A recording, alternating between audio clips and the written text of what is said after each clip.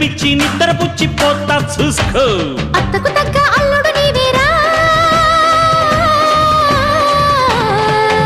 ఓ అత్తో అత్తమ్మ కూతురో మెత్తంగా ఎత్తు వేసేయ మందిరో. చిత్తో చిట్టమ్మ కూతురో మొత్తంగా సత్తా చూపించమందిరో. రో రో రో